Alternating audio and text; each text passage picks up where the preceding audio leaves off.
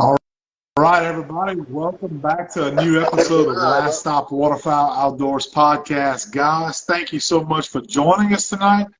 And tonight, if you're watching us right here on Instagram Live, you can see we have a guest on the show with us, our good buddy. We welcome him back to the show, Roland Cortez, the duck man himself. Roland, how's it going tonight, man? Man, it's going good on this. What are we on Wednesday tonight? Yeah, man. We hadn't got to talk since duck season ended, but man, here we are, huh, buddy? We made it through another season, and we both still kicking. It looks like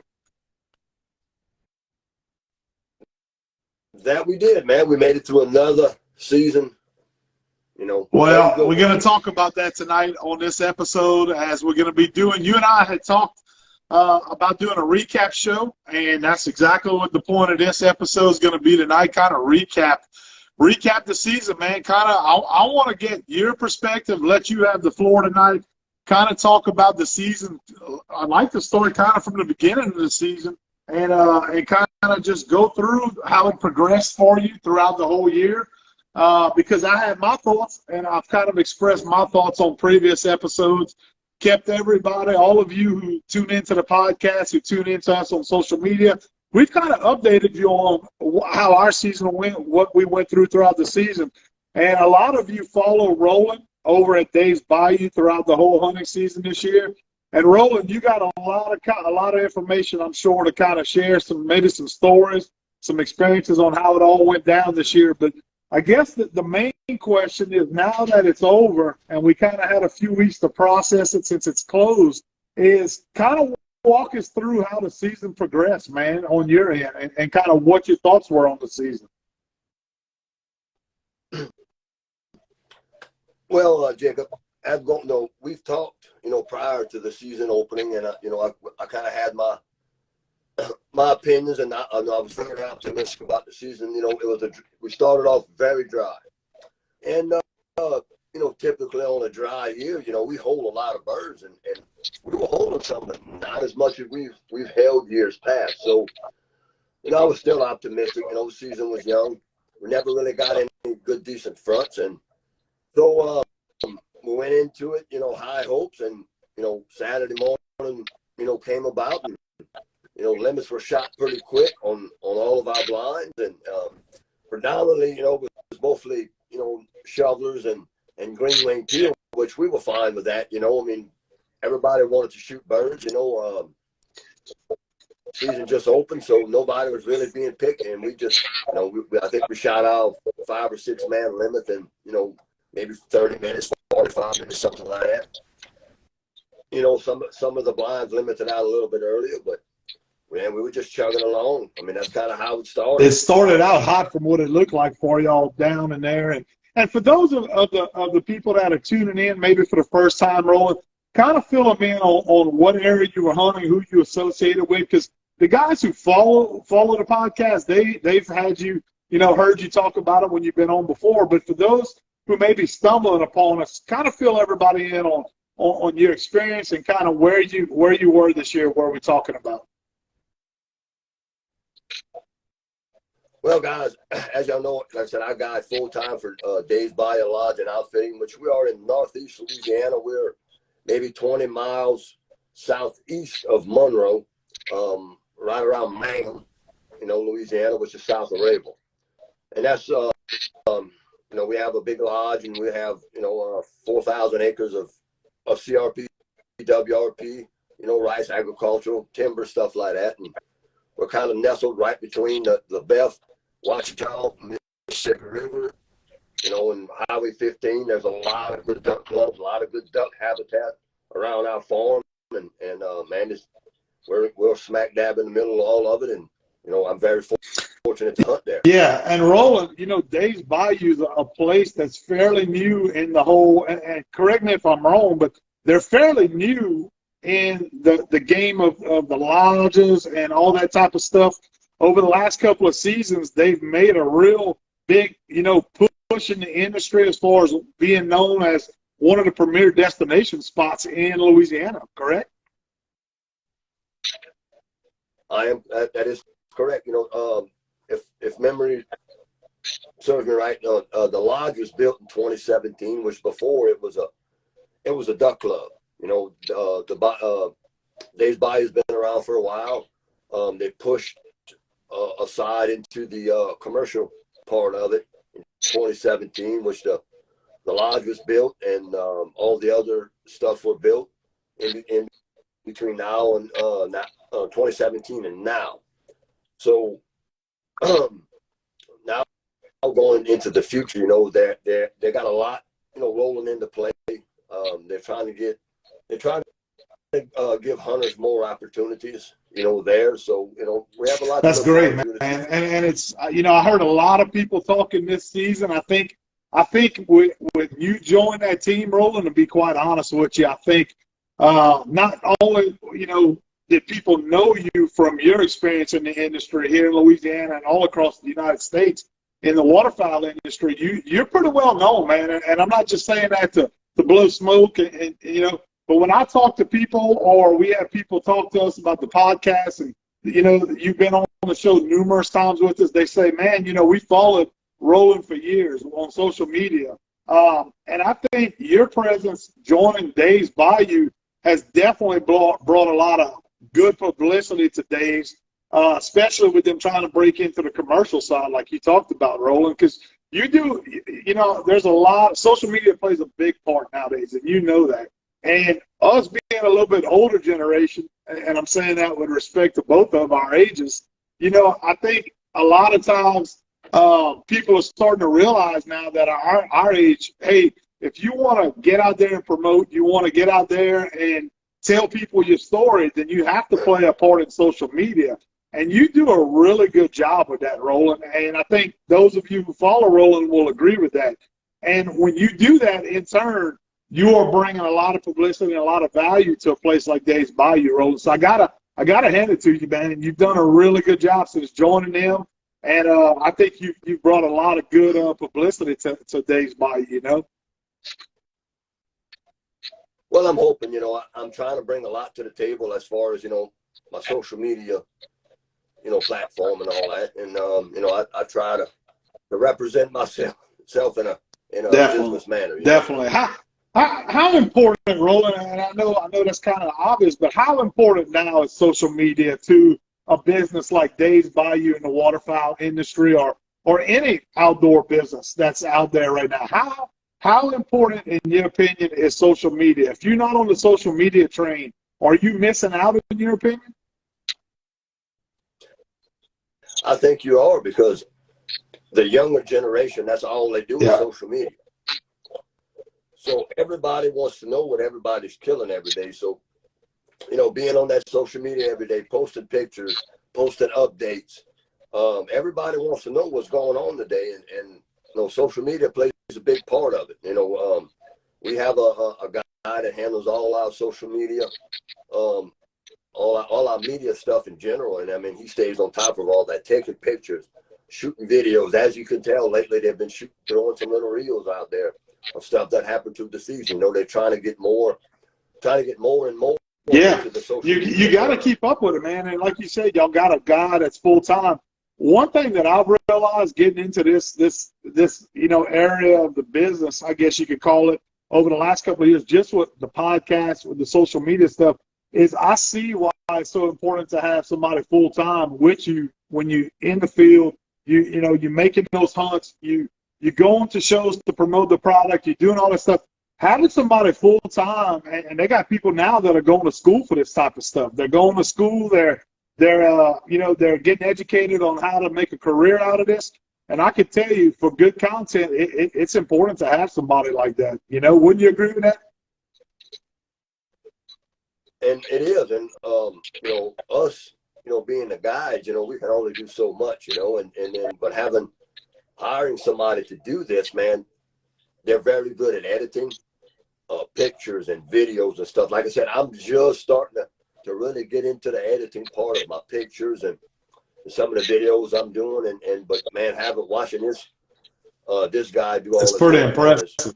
You know, it's pretty impressive what they got going on with these little reels. And everybody wants, nobody really wants a long video. They just want that's something that we're grasping now, Jackson and myself. And whenever we first got into it a couple of years ago, everybody you thought you had to have this feature film, when you had a YouTube channel and you had to have, it took weeks sometimes to try to just get the content because we're hunting ourselves. We're trying to film it. You can't afford to hire somebody full time like y'all have the luxury of, at a place like Dave's Bayou. And I realized very quickly how hard it was to get that content and participate in that hunt, And now I'm almost relieved because a lot of the stuff, like you said, the content, people aren't necessarily looking for a 30-minute video no more, content-wise. They want these shorts. They want a couple of minutes to consume that information that they're interested in, and then they move it on to the next one until next time they see you, somebody that they may be interested in and subscribe to or follow. So I think it's changing, Roland, and I think that's probably a little bit of a blessing for the content creators also because it lets you put out more content a little bit quicker to the consumer now, Yep, and that's right. Nobody wants a long video. And myself, when I'm watching something, yeah, I like it short. And we're the same too. We really are. Well, I know I got sidetracked with that, but we were talking about the season. So for you guys up in North Louisiana, it seemed like it got off to a quick start, like you said. But then, man, to be honest with you, throughout the whole season, Roland, y'all were smoking them, man. So kind of walk us through. You touched right at the beginning of the season. Kind of walk us through from there, how it all went down for y'all. So, the Sunday of opening weekend was about the same as the Saturday. Limits were shot pretty quick. Everybody was happy. Everybody was out. Monday was the same. The first 9 days of the season were awesome. I mean, we pretty much we hunt anywhere from, on the weekends we'll hunt 3-4 blinds. During the week we may hunt 1 to 2, possibly 3, depending on our groups. And we don't hunt big groups.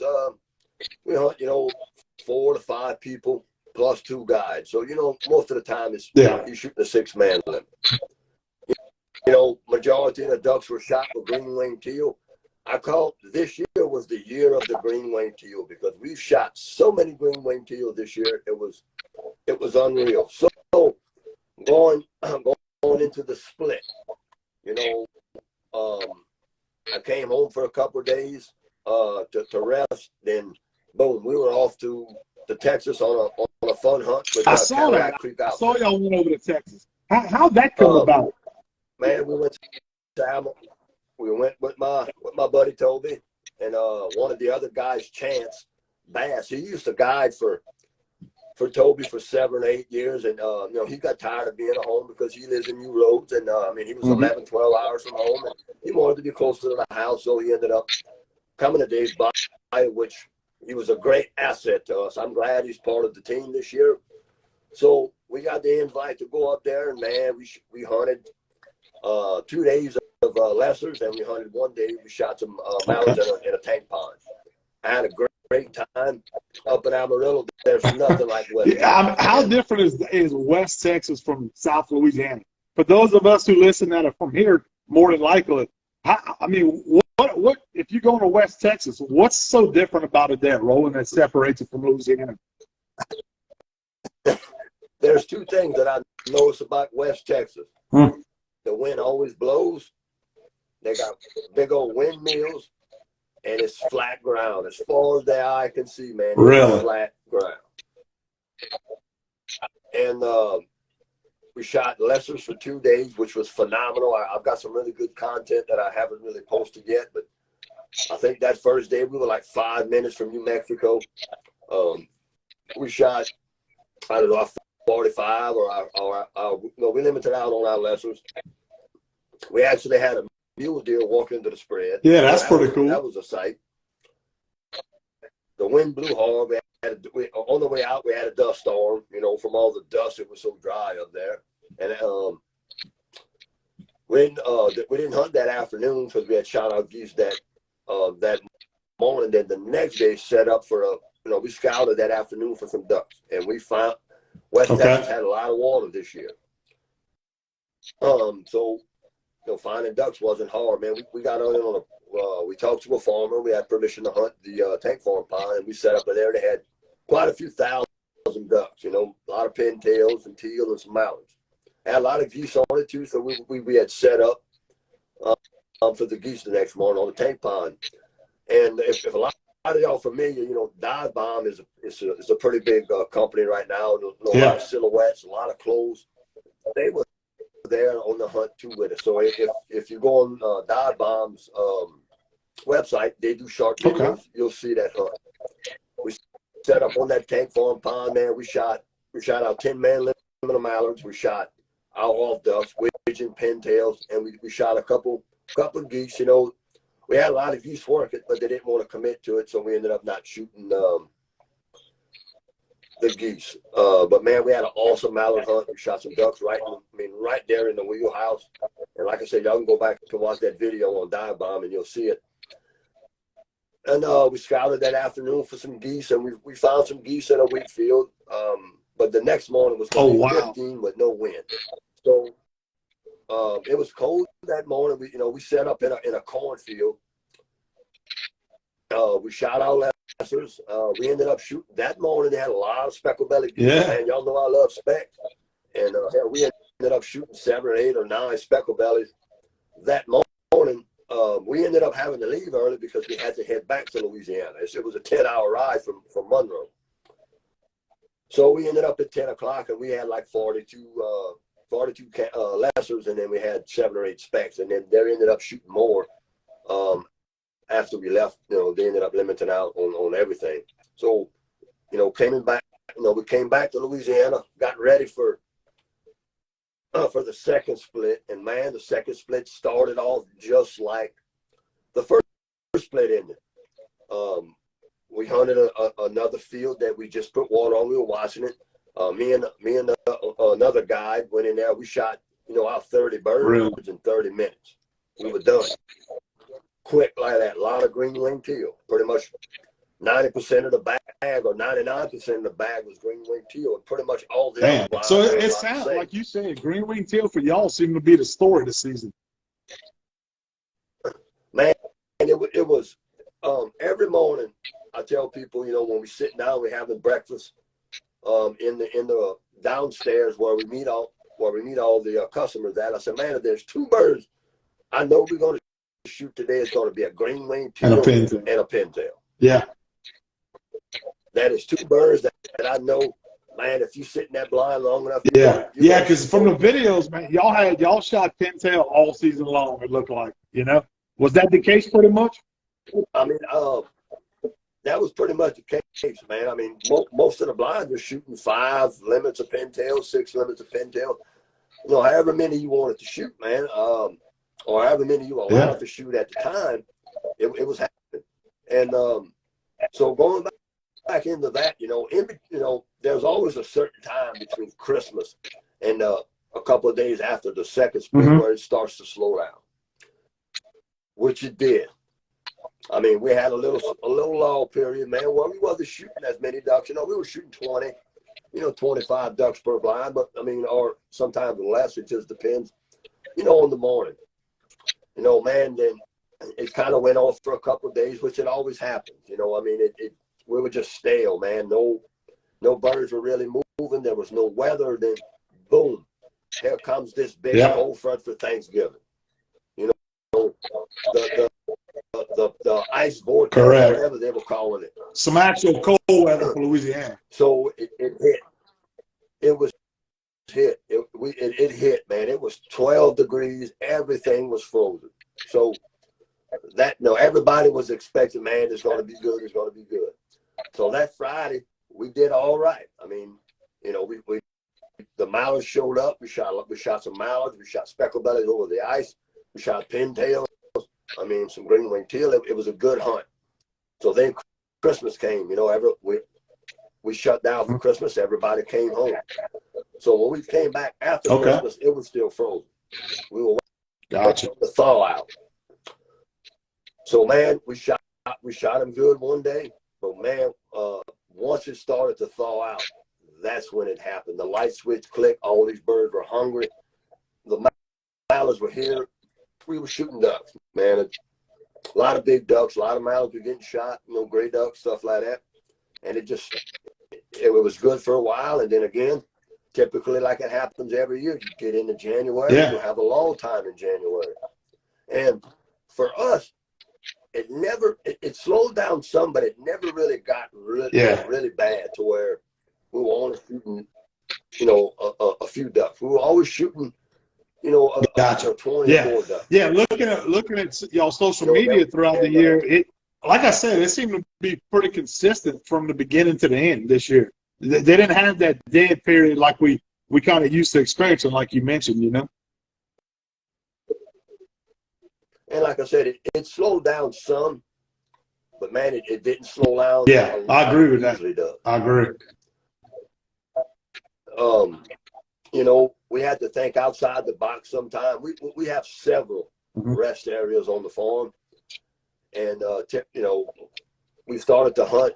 We started to get out of the box. We started to get away from the pits, started to hunt in some of this WRP, CRP stuff, standing in some short trees. And, we were shooting ducks because the ducks were kind of getting a little stale of where we were hunting them at. So we'd get up in the trees, man, and we'd shoot them nice and tight in them trees. Some good hunts were had there.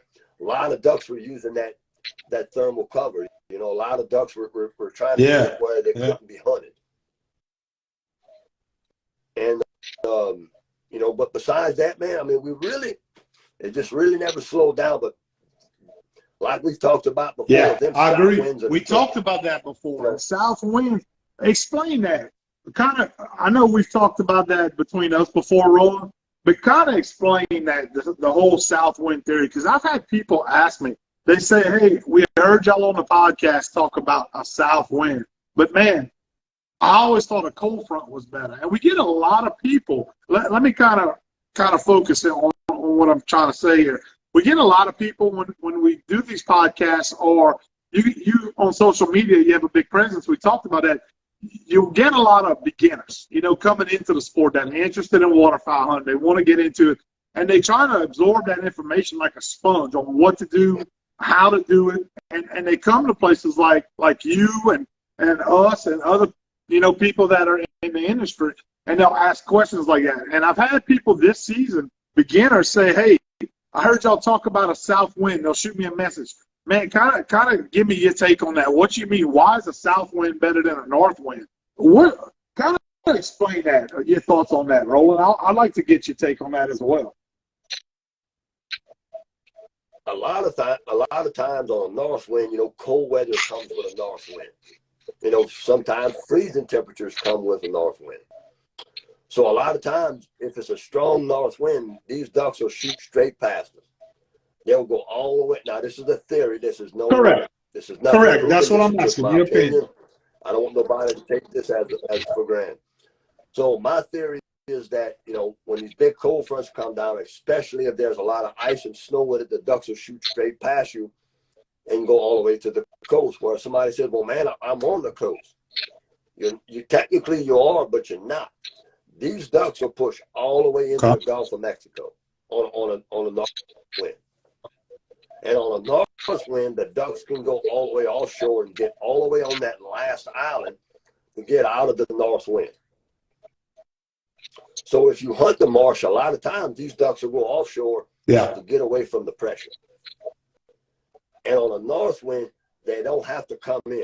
But if that south wind blows, they have to get out of the Gulf of Mexico because it gets too rough and they have to go inshore. Same thing goes into play within North Louisiana. All them ducks that are on the coast know, for some reason, a duck knows that it's warming up. And that duck will fly from the Gulf of Mexico all the way, however far he has to go, Jonesboro, Arkansas, Stuttgart, Missouri. That duck will go all the way as far as he has to go to get his food and eat, and then he'll fly all the way back to Louisiana.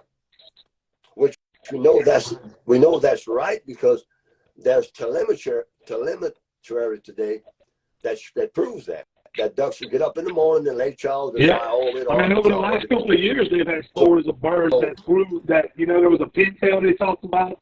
I think it was last year there was a pintail they knew it was in the Gulf of Mexico, and it was flying up into Arkansas and Missouri.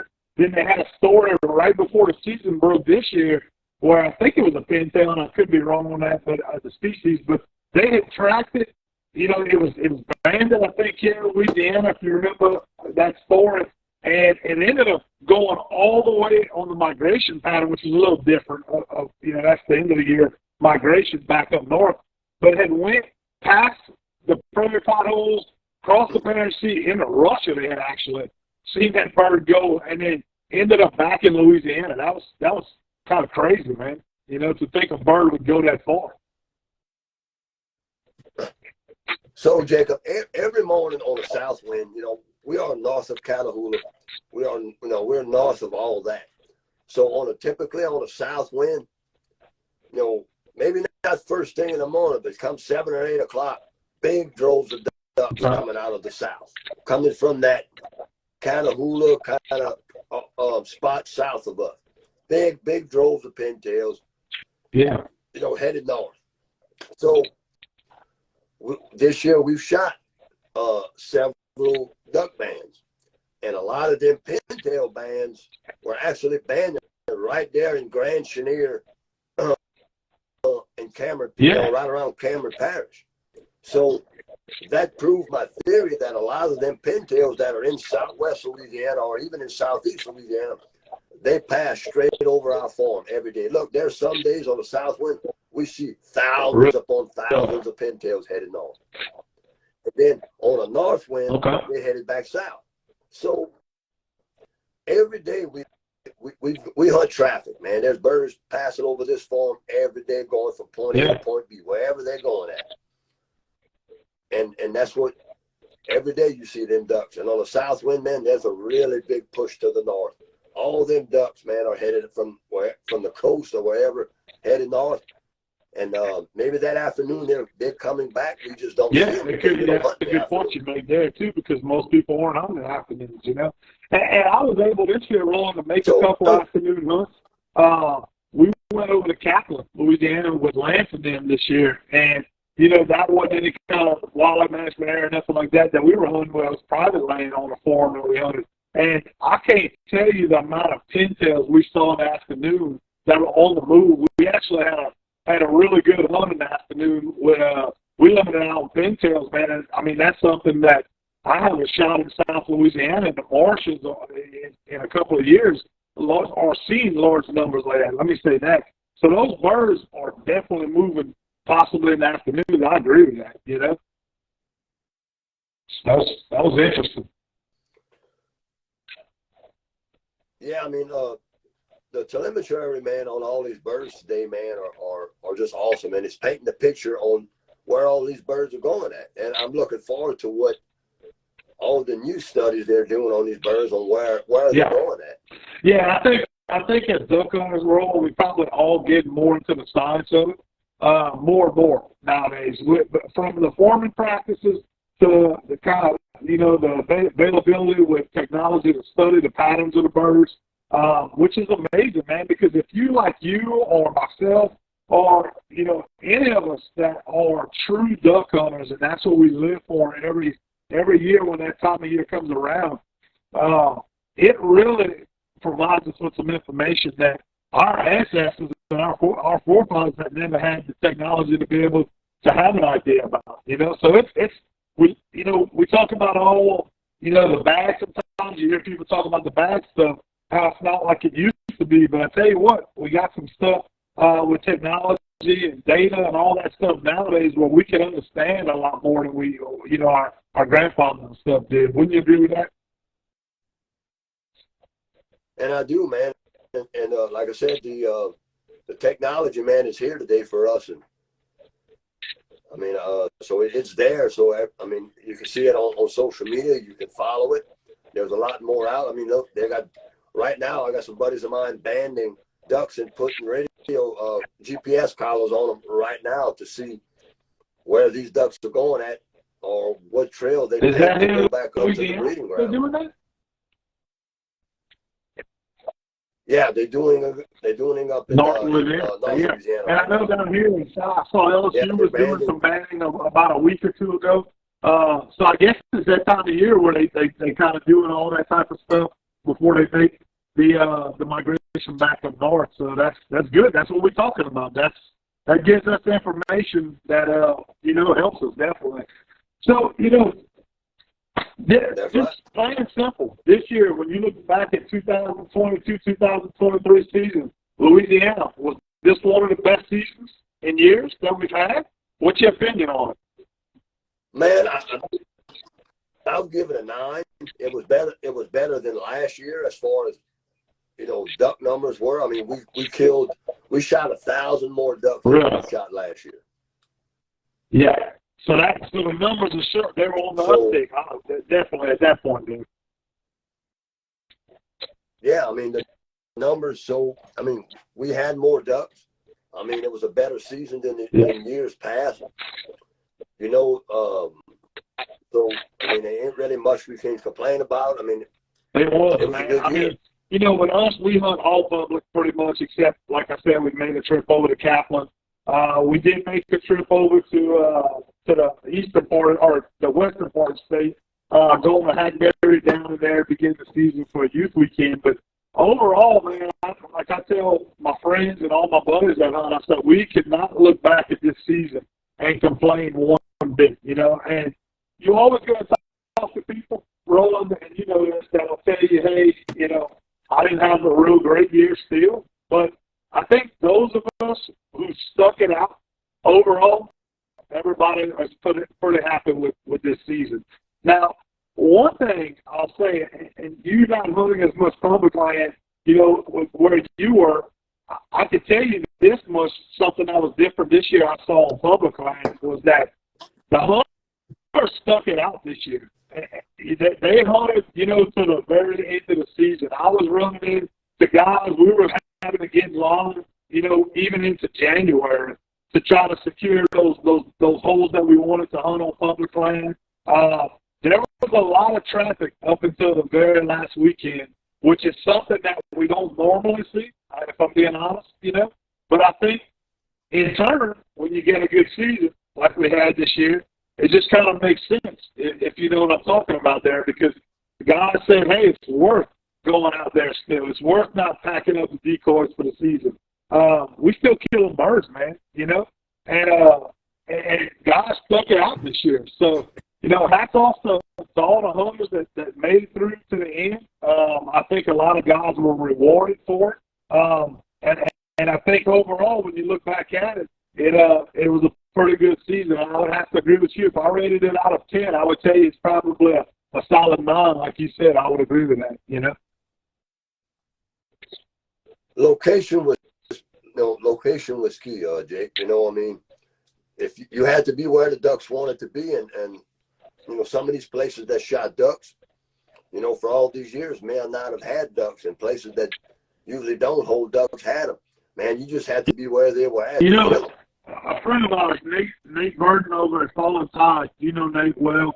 We were all on a podcast together a while back. We had y'all on the show, and Nate had a comment which is still sticking with me from this season. He said, I know at the end of the season he sounded like he was kind of struggling in some areas, and he told me, he said, I really think it's kind of weird this year the way it's breaking out. He said some of the places that were traditionally real good over the last several years, he said, I'm finding that those areas haven't been as good this year, and areas that were not so good are kind of the areas that the birds are in, it seems like this year, which it was kind of flip-flop. That was his point he was making. And I thought that was pretty interesting when he said that, Roland, because, we were talking about imprinting, and like, for example, this year, we had a large number of birds in Louisiana. We had a good season. We just talked about that. How likely, in your opinion, is it that we see a return of those birds coming back down to Louisiana next season or in the seasons coming? What's your opinion on that? Well, a lot of them birds made it south this year, so they're going to imprint. Again, everything's going to base off of, your fall flight, man. How many baby ducks are made? Again, I'm gonna kick a dead horse again that everybody doesn't like to talk about. Ducks Unlimited Delta Waterfowl does a lot for conservation. Without them organizations, there wouldn't be any ducks left. Yeah.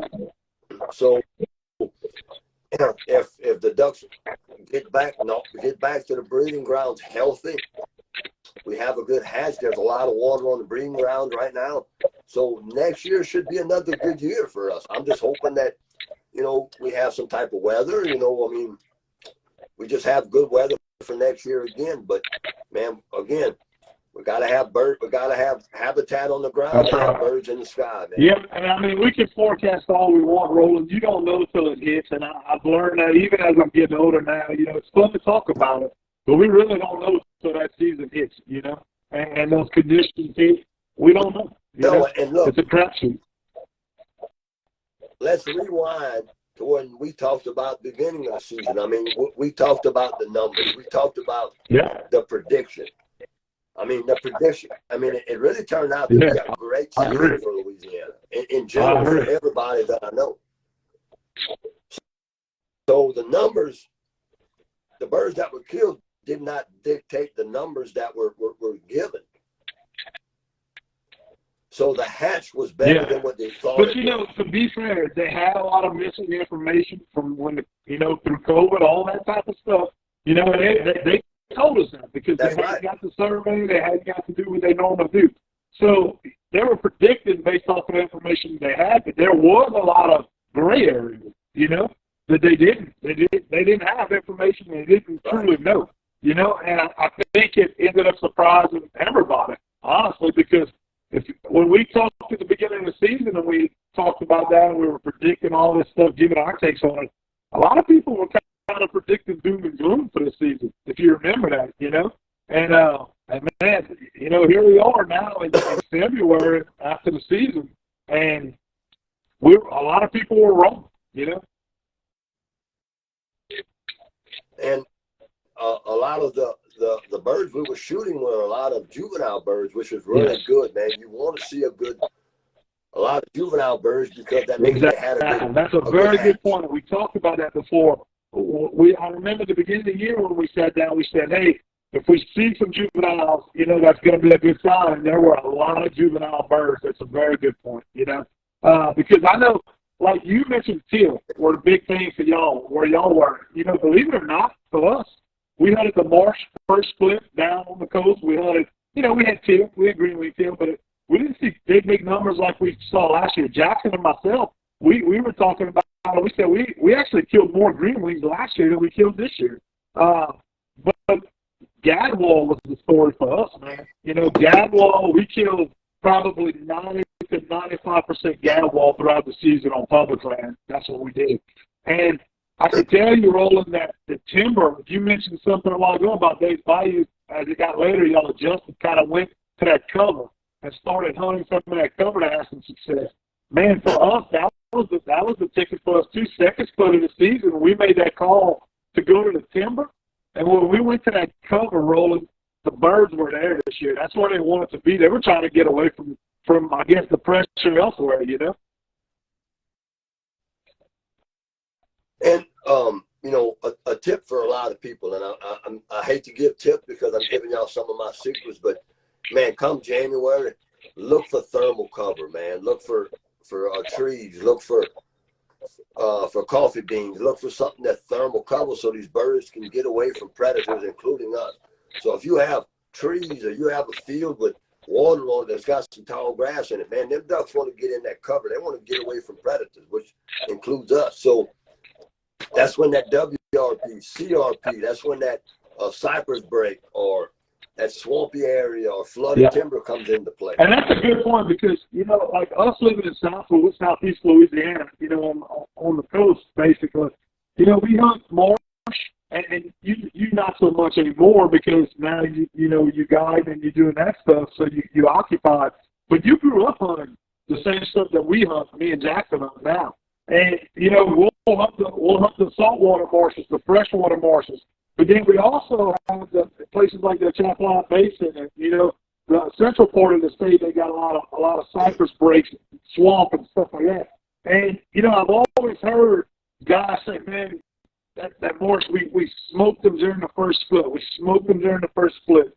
And then the second split, it kind of nosedives down. It kind of takes that dive on, maybe certain species like gadwall and stuff like that. And some years it's not the case. That's not what I'm trying to say. Every year is like that. But I do see a tail off, like you mentioned just now, giving that tip, where some of those species, they do tail off pretty good in those open areas where they're getting a lot of pressure, a lot of boat traffic. A lot, because we look at the marshes down here in South Louisiana, Roland, it's not just hunter pressure that we have. We hunt the same areas that a lot of people go fishing for speckled trout, redfish. They bass fishing. They do that year round because that's the great thing about being in Louisiana. You can fish year round if you want to fish year round. So you constantly have pressure on areas that, even though we're not necessarily hunting them in the afternoon, there's other types of boat traffic and pressure. And I do think there's a lot of truth to what you said in that tip you gave there, is that, hey, focus on some of those sheltered areas like the going to the cover and the timber and stuff like that, because those birds are trying to tuck back in there as best as they can to kind of get away from that,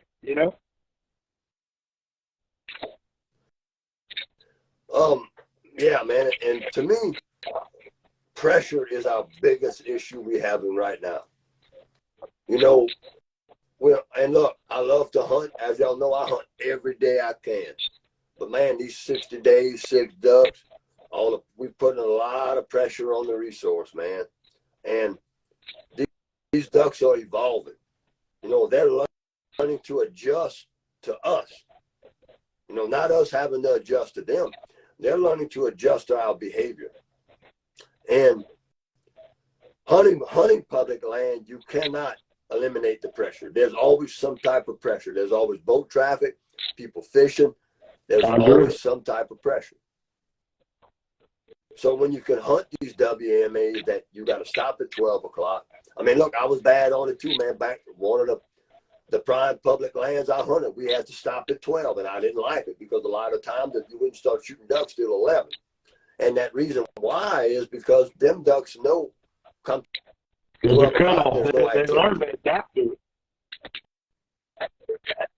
That's right. They're adapting to it. And hunting public land, you cannot do that. But when you hunt private land, you can. So that's one of the things that I like about where I'm at now. We don't hunt past 11 o'clock. All activity has to stop at noon. Gotcha. That's the cut. So after 12, the birds get to rest. And look, when you go on that farm at 1 o'clock, it's covered up with birds, snow geese, speckle bellies, ducks. You see a difference. Birds know.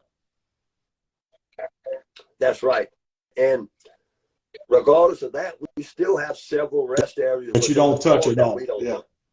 So the birds always have a place to hunt. I mean, to rest, but in the morning, there's still activity. There's gunshots, there's stuff. Yeah. In the afternoon, there's none of that. Let me ask you this. So a lot of times, right behind the lodge, we have some flooded fields that, that the clients or the customers get to watch in the afternoon. They get to watch them all fill up with birds, man. And but going back to pressure, right now, I think pressure is our biggest issue that we have, not just in Louisiana, everywhere. More and more people want to hunt, and I can't blame them. I want to hunt as many days as possible. And I was talking with somebody the other day, and we were talking about, the old days, and going back to when, I was younger. Everybody worked, man. Everybody worked a 5-day week job. Most people hunted on a weekend. You may have hunted 25 days out the year. But nowadays, a lot of people hunt 60 days, including me. I hunt every day of the year, every day of the season. But I'm not the only one. There's a lot of people out there that hunt every day, man. And it's putting more and more pressure on a limited resource. And the pressure is starting to hurt us. And that's what we're seeing. We're seeing out there. I mean, that's a really good point you bring up, talking about the old days versus now. And that's something I never even thought about, Roland. But the work schedules have changed for people now. You got guys that work shift work, or, and they could hunt during the week maybe. And to where back in the day, you're right, it was more, the way the society was, it was a Monday through Friday deal, even a Monday through Saturday deal for a lot of guys, And now, yeah, I mean, you're 100% right on that, and he is whoever you were speaking to. But there's constant throughout the week. It's not just the weekends. You get a guy who works Monday through Friday, and then he gets to the weekend and he can't kill nothing. And, he's thinking to himself, well, what the hell I'm doing wrong, When in reality, probably a huge part of his problem is pressure, like you talked about, Because those areas are being pounded and pounded and pounded throughout the week. I mean, on the WMAs, there's not a day of the week that you don't pull up to the launches and there's boats there and hunting, So they don't get a break like you were talking about. No, I started driving, I think, in 1991, which I was still in high school at the time. So this particular public land that I hunted, I've been hunting it for a long time. And I remember, driving up, maybe going late to school or not going to school, or maybe had a job and didn't go to whatever. And I'm pulling up, it's a Monday, and you were the only person there. But if you do that today on a Monday, they got 40 trucks. Roland, I was going to work. I work, an hour from here, from my home. I'm between 3 wildlife management areas. One of them is out of the question because it's not what it used to be. It used to be a phenomenal waterfowl. And you know what it is without me saying it, but it was well known back in the 80s, 70s, 80s, 90s, and early 2000s. But my point is there's 2 other WMAs that still have a good bit of hunters that hunt those areas. And I cross them going to work. And in my schedule, I work, Monday through Friday during the off season, so I can hunt the weekends. And on a Monday this year, and I mentioned this in one of the other podcasts that me and Jackson did, on a Monday, we counted one day, there's 2 launches right next to each other. There was 32 trucks, I think, at one launch. This was on a Monday now. We counted this year. And there was another 7 or 8 at the other launch, which is a small launch, right across the road from it this year. That's on a Monday that they had that much pressure. Now, let's assume not all those people are waterfowl hunting, okay? Cut it in half. You're still looking at 15 to 16 hunters that are hunting, or maybe even 20 between the 2 launches that are hunting those areas Monday, Tuesday, Wednesday, and all through the weekend. It just increases as you get toward the weekend. So, yeah, that's definitely an issue is pressure. That's a lot of people's problem if they probably not killing ducks. That's just a piece of the problem. Let's say that, Yeah, and that's just, like I said, it's just my opinion. But, man, overall, I mean, it was 100%. I'm not trying to, doomy and gloomy, but, man, it was a great year, man. If you didn't shoot no ducks this year, yeah, you may look for a different profession. I mean, I agree. I agree with that. It was a great year to get into waterfowl hunting if you were new starting out, because I could tell you, if you were new starting out, you're going to be fired up for next season, and you're going to tell your brothers, and you're going to probably have more guys coming next season, So when you have that success, it just increases, which is great for the sport. It's great for the sport, great for everybody involved in it, great for the industry, man. It's a good thing, And it was, like I said, I enjoyed it, man. It was a good year, and I know it had to end, and I was kind of ready for it to end. Then I wasn't, it was you kind of got that love and hate relationship with ducks, man. You want it to end, but you don't want it to end. And once it ends, you're like, man, I wish I had 60 more days. I'm happy for that. About the week after it ends, kind of sad. You get that feeling. You're out of your routine at that point, that week afterwards, and then about a week passes, and it's like I get a spark roll, and I'm ready to roll again. Because in my mind, I'm thinking, okay, we did this, and we could have done this, and I know those birds are still there. Boy, if I had extra days, I could go at them again. It's a challenge, man. It's a challenge, but it's what keeps us going until that next season. like I tell everybody, I stay mad at him 365. I'm with you, man. I'm a up and coming Roland Cortez when it comes to the passion and the love for it. I say that because I used to love the. I'm glad for about 2 days, man. After that, I'm mad at him. I want to kill everyone. Yeah, I got you. I'm with. Hey, me and Jackson got to go kill some specks this year, man. And I have to admit, we had a blast doing that. I can understand now why all of you guys that hunt geese and specks in Louisiana, you are ate up with speck hunting. And a lot of guys I talk to, they'll tell me, they'll say, man, Jake, if you get into that, you ain't going to want to hardly duck hunt no more. You're going to want to speck hunt. You're going to want to goose hunt. Oh. And anybody that knows me, man, knows I'd rather shoot specks every day than a duck. I'll trade that every day. I can see why. It is fun. I'll say that.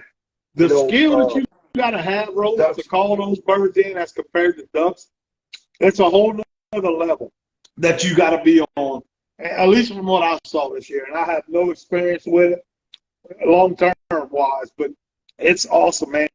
To see those birds drop that landing gear and work in, it's different than a duck. They tougher. When you get them that close to where you could shoot them, you've done something. You've done something at that point, you know? It's pretty cool. Man, like I said, ducks are what got me started in all this, man, but my love for speckle bellies has grown more than ducks. There's just something about them big orange feet and that orange bill, man. Them birds breaking out of the sky, you know, coming straight down, and they respond to that call, man. If you can blow a speck call really good, you can make them birds do what you want to do. I saw that, man. That's pretty cool, you know. And a lot of the guys at the you know, at the lodge, they say I speak Speckinese, which I don't know what that is, but everybody, and like I said, speckle bellies hunting, man, I love it. You know, I try to be the best as I can on a speckle belly call, which I'm good on. I'm not as, I mean, I'm getting better at, because there's always a learning curve. You know, I'm always trying to learn. You're being modest. I have to tell you, you're being modest there, because I've had some guys this year that when they heard you on the podcast, or they know you and I are friends, they told me, I've had more than one guy tell me this year, and they said, Roland Cortez is one of the best that we've ever heard on a spec call. Man, and I try, but I want to give you know, I give a lot of that to the people that I've learned from, you know, Bill Daniels, John Chasson, Nathan Wright, you know, all world champion speckle belly callers. And man, I learned so much, you know, from listening to them and talking to them and hanging around them. You know, like again, I've talked about it before, man. I've been truly blessed to get to do what I do, man. And I've met a lot of people in this business that put me where I'm at today, but everything started off with a duck call, man. I just wanted to be a better duck caller. I pushed myself at a young age to want to be a champion caller, and that's what led me to everything that's transpired today. And right now, you know, and when you hear me talk or you listen to me tell stories, I'm on that downward slope right now. You know, I'm kind of like that Toby Keith song. You know, I'm not as good as I once was, but I'm as good as I am. I got you. You know, and I am modest, man. I'm very humble. You know, just the way I was raised. You know, my mom and dad raised me right. I'm just humble. You know, I'm blessed every day for 60 days or more to get to do what I love to do. Yeah, amen to that. Yeah, and you are. You're good. You're as good as they come, buddy. I'll say that. And you know, I try to be as helpful to everybody that comes to me. You know, if I try to help everybody with whatever I can. You know, I just try to be a good person, because everybody that put me in this business was good to me. If it wasn't for them, I wouldn't be where I'm at today. Yep. And we all got to learn from somebody. So, you know, the least we can do is pass on what you've learned to somebody else, and that's the greatest gift you could give them. And that's what it's all about. It's about passing it on to the next generation, man. I'm just hoping that your sons, my sons, or somebody else's sons just pass on any little bit of Yep. information that they've I learned. agree.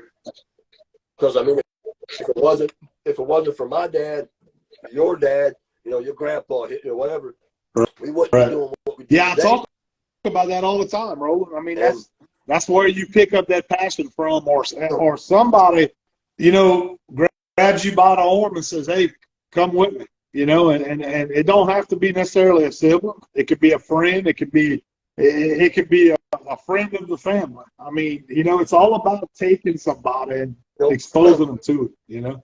So. Yep, and that's what it's all about, man. And I try to take as many people as I can hunting, as many kids as I can. I probably should do more, but I'm kind of limited today with, as far as when I can take off to go, to do stuff like that. When you're a guy, man, you got a guy. Yeah. I mean, you're working, man. That's your job, So as much as it's a passion, you still work. But it's kind of hard. I'm sorry. But, go ahead. But we do stuff for the youth at the lodge, and stuff like that. So it's good to get everybody out. But as far as the ducks, man, it's been a good year. I'm looking forward to, the pond counts that's going to happen in May and June. Man, we just chugging along with February. I mean, a lot of things going on. I'm back to reality. I'm back to work, back to my day job. Still thinking about, ducks. Thinking, the best part about it, man, is that where we at Dave's, we build a lot of habitat for ducks, and we're trying to imprint on ducks. We set a lot of stuff for the ducks heading back north. They have a spot to stop aggressing. That's great. We need it. We have more and more habitat being built there, and on a daily basis, the owners are doing a really good job at creating more habitat, for ducks. So not just ducks, but for all birds, all animals, around. I mean, they're doing a really good job at habitat there, and that habitat equals great, a great duck season or a great duck hunt. And that's what it takes. But I really need to get you and Jackson up there, man. We'd love to go and just see it and fit. I'd like to take some film of it just to see the facility, man. But we may do that pretty soon. I may take a ride up there just for just to take a ride one day. That'd be a great summer project, man. We could go up during the summer, take a look at it. That's something that I talked about. I actually want to do that to keep some of the content going through the summer rolling. I want to visit some places like that, man. Like even some of the call makers like Riceland and places like that. I know those guys real well. Man, I want to maybe make a one-day trip and go see, because we got so many great companies here in Louisiana, man, that are right here in our backyard. I want to do that, kind of tell those stories, And that's just kind of on my bucket list. I kind of want to do more of that, So we'd love to go up there and do something like that. Yeah, I mean, man, we can maybe do that one day. Maybe do a live podcast from the lodge or some stuff like that. I want to show y'all some of the habitat management we got going on up there. Yeah, let's do that, man. Let's make that happen. I think all of you, the viewers and the listeners, I think you guys would love to hear that as well. And I mean, that's an awesome idea. And it keeps it. I'm sure I could talk to Bill Daniels, and maybe we can go, we can go visit him one day. And there's another guy that I haven't met. Mr. Dale. I haven't made a trip. I know Mr. Dale pretty well through social media. We've talked about. We tried to have Mr. Dale on about 3 years ago on a podcast, but the whole technology thing was kind of throwing things off. And we said, hey, I told him, eventually I'd like to go see you maybe, and we could just do one live in person, And Mr. Dale, since then, Mr. Dale told him whenever you decide to go right up to your place on a weekend one day, let me know. I'd love to go right. Yeah, we need to do that. We're gonna make that stuff happen, man. Because that'll definitely feed the flame until teal season comes back around for sure, So watching Dale's stuff, man, it's got me thinking, which I did do some of it this year, Yeah. going back to the old ways, blowing old duck calls and shooting old guns. If you notice, some of my pictures, man, I was shooting the side Really? by side and I didn't over notice and that. under. Man, just having two shots, man, is it makes it a little tough. But look, I enjoyed it, man. I shot it over and under and the side by side, and man, it was fun. I got a couple myself. I picked up 2 years ago, I think it was. I picked up a 1927 Ithaca 20 gauge side by side that I got at a pawn shop, and I have not shot it yet. I wanted to shoot it this year. I was shooting boss early on, and I planned to try to shoot some boss through it, and I never did. I went to a 20 gauge this year for the entire season, Roland, and honestly, that's one of the best decisions I ever made, going to a 20 gauge, and that's a whole other conversation. But when I picked up a 20 gauge, I never put it back down, and I won a 500 with it all season. I shot my 12 gauge 2 times duck hunting. I shot a 20 all year long, and so the over and under was a 20 gauge. And I loved it. Well, and people said, man, why you shoot a 20 gauge? You're taking away from your efficiency. I said, man, the 20 gauge has no kick. And you can shoot just almost. Thank you. Because I told people all season long when they asked that, I had a couple of guys see me and they're like, man, you shooting a 20 gauge? And I'm like, yeah. I went to a 20 gauge, and honestly, I loved it so much I just never put it down. That's what I told them. And they said, you don't lose distance, and that's something I thought was going to be an issue. But honestly, Roland, I haven't lost any kind of distance out of it from what I could tell. And maybe that's, just saying something about the shot shell technology they got nowadays, all that's improved too, But I will say this about it. When you shoot a 20 gauge, you got the tendency to want to let them come a lot closer. Yeah. That's true. And I was shooting boss 5s, boss 4s. I played around with a lot of ammo this year. I shot some Apex. I shot some Migras. I don't know if you ever shot the Migra. I shot both 3.5. Migra makes a blend load for a 20 gauge. It's a 2-4 blend. And they were hard to find this year, but man, it was a good load. That's the Migra? I shot some the Migras. Get you the 2-4 blend. I shot that, and I shot some Apexes. I love the Apexes too. They're a clean burning shell, man. Beautiful shell. Shoots really well out of a 20 gauge. So, but I mean, I shot all 3 of them, and I liked all 3 of them. So it's kind of hard to choose from. But the Apex I was shooting was steel shot. The Migras was steel shot, and the bosses were the bismuth. Now, don't get me wrong. Them boss 5s were bad. I can tell you this. I shot them. I ran out eventually, which I will not do next year. But I shot the 3.5 blend in 20 gauge. And Roland, when you hit them burns, it was one shot. It was devastating to them. I'll tell people this, that if you ever shot lead, it's exactly like shooting lead. It is. There's no cripples. When you hit that bird with them bosses, with that bismuth, it doesn't matter if it's boss or whatever.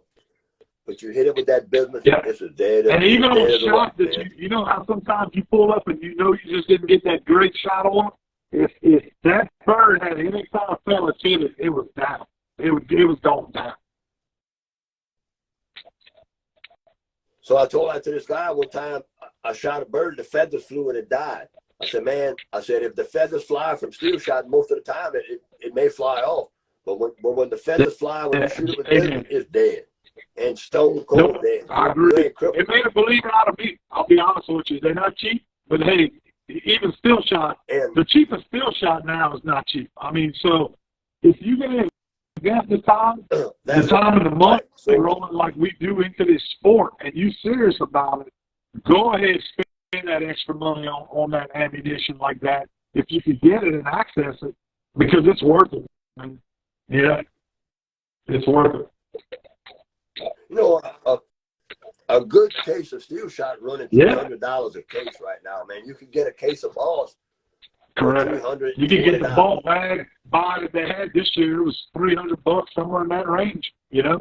So, but yeah, you know, the ammo, and like I said, with the price of ammo these days, yeah. And but besides that, I mean, I will want to bring this up, and I want to talk to you about it. When y'all were hunting in the marsh, did you notice that the birds were a lot more weary? Yeah. You know, a lot of, you know, birds were kind of stale. Yeah, early on in the first split, they were in the decoys. We were shooting them over the decoys. But, I look back at some of the video we shot, and as it progressed kind of toward, I say after the first couple of weeks, let's say that it opened, I had a lot of people get on this year for water swatting. We took a lot of heat for that this year. And I even had two guys mention to me this year, they're like, man, you put that on video, that's illegal to water swat. You're not supposed to water swat a duck on the water. And they literally thought that water swat was illegal. And it's not that we were trying to water swat them on purpose, which it's not illegal, by the way, at least not in Louisiana. I don't think it is anywhere. But not illegal. That's what I thought, And I mean, what I told them, I said, guys, if you could get them that close in and they sit down on the water, what is better than that? Now we try to get up and get them up in the air, but that's why it looks great on camera. It looks pretty and everything, and that's what you want to do, but that's not always the case. And to your point your question you were asking, what was happening? A lot of those birds after the first couple of weeks in the marsh rolling, they were kind of working the edge of the decoys, no matter how we fixed the spread, what we took in, what we took out, and they were kind of weary and landing on the outer edges of the decoys is what they were doing, or just off to the sides of the decoys. Maybe like we were hunting point. If we were hunting a point, they might land right off to the side of the point. So, yeah, I do agree with that. I think that they were weary after the first couple of weeks somewhat. And that's really why you saw us taking some of those shots like that, just because they come in and sit down before you even knew they were on the water, That's at least how it felt to us, and what we experienced. But once we went to the timber in the second split, that was completely different. It was beautiful, man. We were able to work the birds. You call. We stuck to some light calling, and Jackson will tell you that we laid off the calls. Honestly, just to tell you what we did, we didn't use a mojo, I think, but maybe once this season. We used a mojo on one this season. And we had birds, we would light call, we would do a little bit of light calling, and they would work, make one pass around the timber, and they'd come in on us rolling. They were working in your face, for that. But the marsh, it was a little bit different.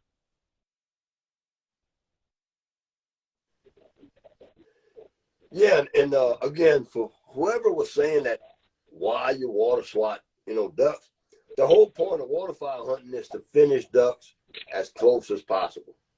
When I get up in the morning and I go duck hunting, I want them ducks to get as close as possible. So if they land on the water, that means that I've done my job as a duck hunter or a waterfowl caller to commit, to make that duck commit or come as close as I could, or make that bird think that I was a real bird. That's the whole purpose of blowing a duck call. Pass shooting ducks are easy.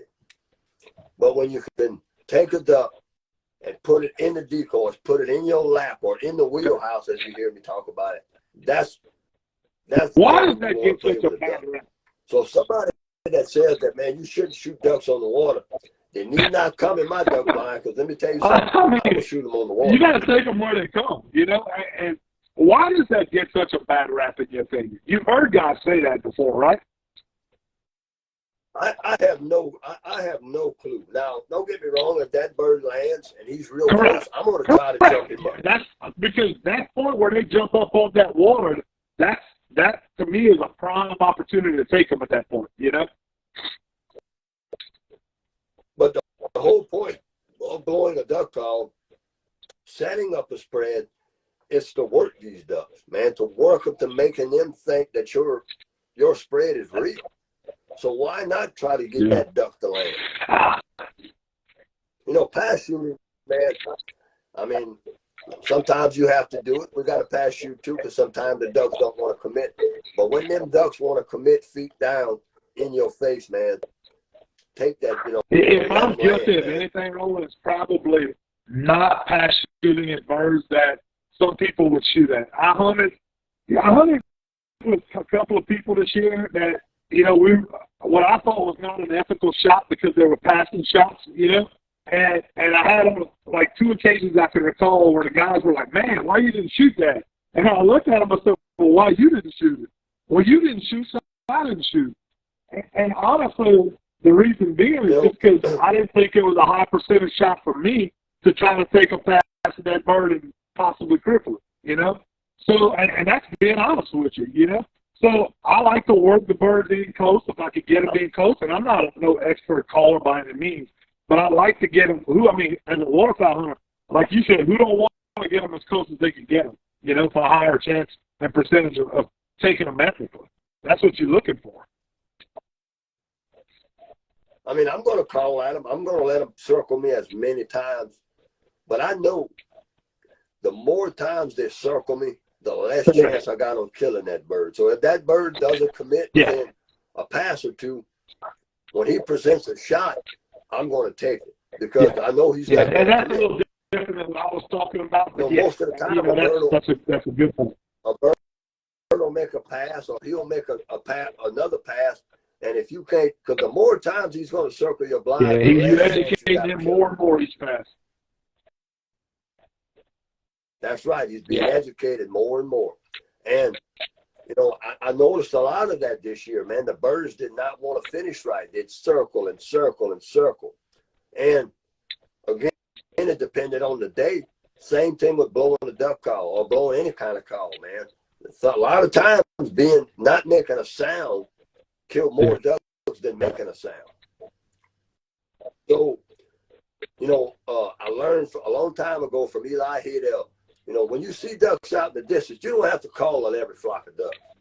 You only call at the ducks that you think want to be worked, with ducks that are flying slow. That's a great point, Roland, you know, because I talked to some younger hunters this year, and that's my exact point I made to them. I said, I told a couple of guys, I said, learn to tell which birds are willing to work and possibly commit as compared to blowing at every flock that you see in the area. Because you'll talk to guys and they'll say, "Man, I saw 500 birds today, you know, but I only killed 3, or I didn't kill any, or, you know, whatever the case might be." But the way I see that, I look at that differently just from, I guess, my years of being in a blob. Yeah, it's great to see all those birds because there's birds migrating, there's birds pushing through wherever they're going. But that's not birds that we actually had a chance at working, you know, and having a high percentage chance to be able to take, you know. That's the birds that I'm looking for that mean something to me when I'm in the blind, as compared to what I see in the stratosphere on the move all the time, you know. So. Yeah, and you're right there, Jacob, but there are certain places that, you know, like kind of where we at up there, man, we hunt a lot of traffic birds. Yeah. So you have to call out at them, which, you know, some places you do.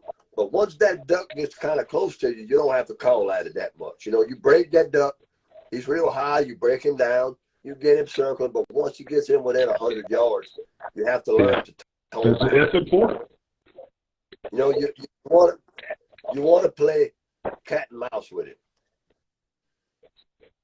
You know, you want to give him just enough to catch him. Whenever that bird doesn't do what you want it to do, you call at it. You want to try to turn him around, make him come back to you, but give him just enough room to handle himself. You know, you want to play cat and mouse with it, man. A lot of times, and that comes with experience, Roland. You kind of learn to read that bird with experience. I mean, you know, the more hours you got in the blind, you learn that as you get older, you know? And, you know, I want to talk about a particular hunt, man. We were on a 5 or 6 day span where we were shooting limits of speckled bellies. Then I hit one day where I couldn't get a speckled belly to do nothing, not even look. They wouldn't even look at me. They'd pass over me, wouldn't do nothing. And I've tried everything. I've tried different calls. I tried not calling. I tried calling it. You know, and there's some days where they don't want to be talked to at all. You can't, you know, they just don't want to work. You know, some days they may want some clucks. Some days they may want yodels, or they may want murmurs or whatever. You know, same thing with a duck. You know, they may want to be quacked at. They may want to be whistled at. You know, you have to take each day is different. Yeah. And I'm like, man, I can't figure out these birds out. And then all of a sudden, boom, I hit one flock of specks. They worked. So each flock of birds was different. But man, I mean, I went all morning long. I couldn't get a speck to do nothing. They wouldn't even look at me. And then boom, all of a sudden the light switched.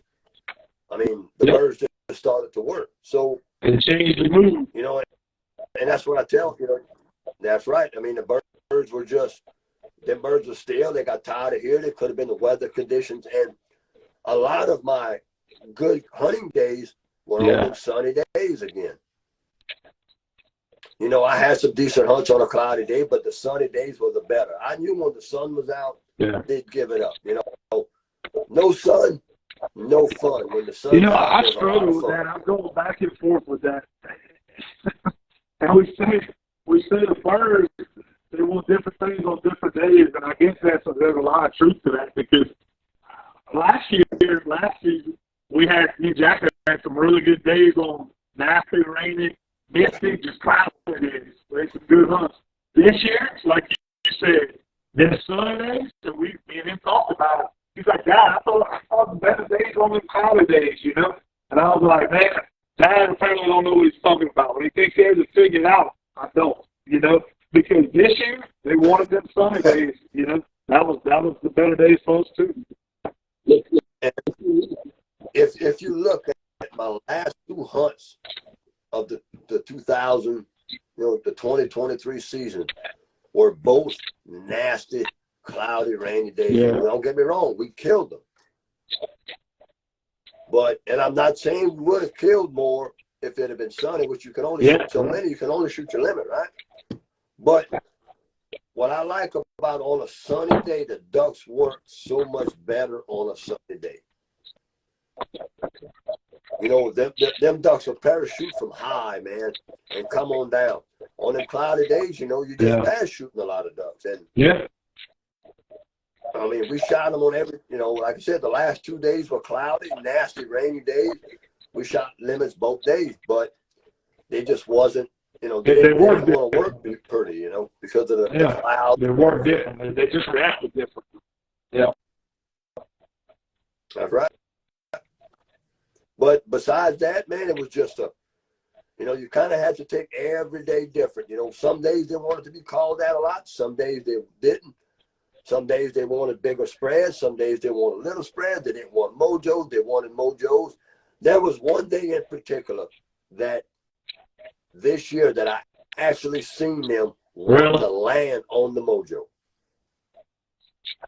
There was a day that I could have shot 100 pintails, and they wanted to land on the mojo. I'm talking literally, there was flocks of pintails over the mojo. Early on, huh? I mean, and then there's some days where you want to take them and shoot them or whatever, but for that reason, when I would turn the mojo off, we wouldn't kill them. But when I leave it running, we'd kill them. They were actually, Jake, they'd hover over the mojos. That just tells you out there, Roland. We don't know what the hell we do. It's just you got to be out there and go on. No, man. And that's what I tell everybody. When we get there in the morning, well, how many ducks are we going to shoot, man? I don't know. I said, but every day is different here. I shot 10 yesterday, and boom, we shot 30. Roland, can you imagine if Vegas has put out eyes on duck hunters? Yeah, I mean, and that's what I tell everybody. You got to go. Just go, man. Don't worry about the weather. Don't worry about nothing. Just go and hunt and have a good time. Amen to that. Just go. Go do it. We only get 60 days. Go have fun while we got them. You know? So I've seen I don't know if you've seen it, but there's some new regulations coming out as far as model ducks and skulls. I didn't catch Did you happen to What's catch the that? song? So I think it's a proposal. I don't know if it passed yet. That next year we will not be able to shoot model ducks or skulk for the first 10 or 15 days of the season. They're gonna mess up a lot of boys thinking that some mallards and skulk. They're South Louisiana. That's most boys. That's most of your limits. You know. Not early on. Now it's proposed. I don't know. So you might want to keep an eye out for that newsletter or whatever there, Jake, to see if it really does happen. But I seen it a while back that the wildlife and fishery had posted that it was a proposal. And the dates, I think, not much changed as far as when it's going to open. But I did see that.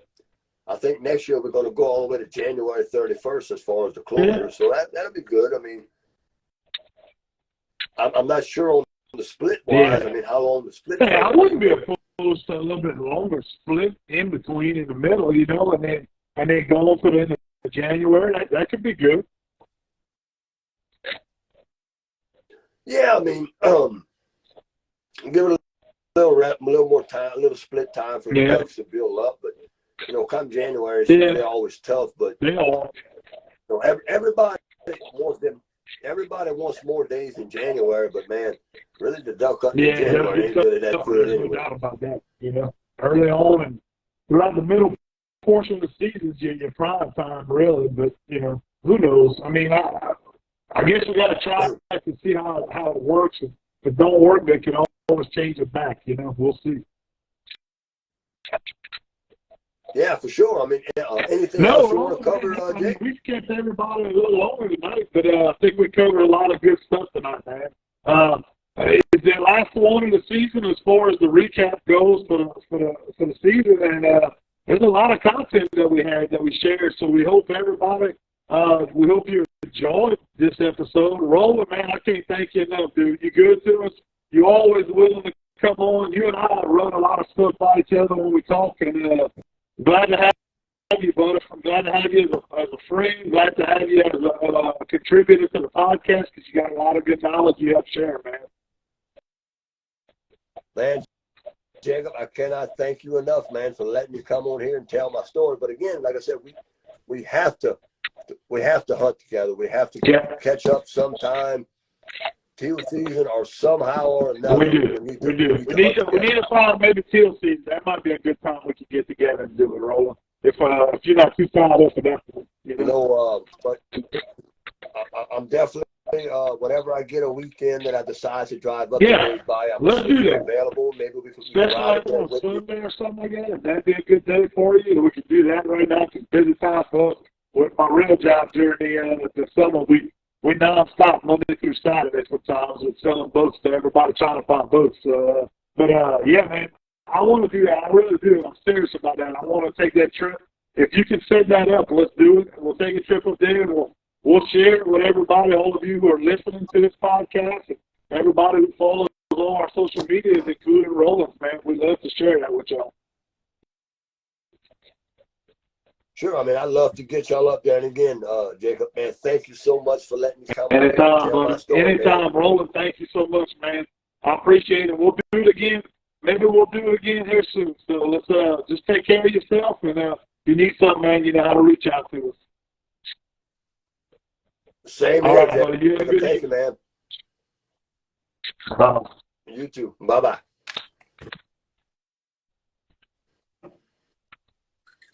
All right, guys. So that's all we got for this episode. We appreciate you tuning in to the Union wrap-up that we did for you guys here tonight with our guest, Roland Cortez, the Duck Man, Roland Cortez. And I know if you're watching, you probably still see Roland on IG Live right now. But, guys, thank y'all so much for tuning in to this episode. And we'll talk to you again soon. Y'all take care. This is Jacob, the Last Stop Waterfowl Outdoors.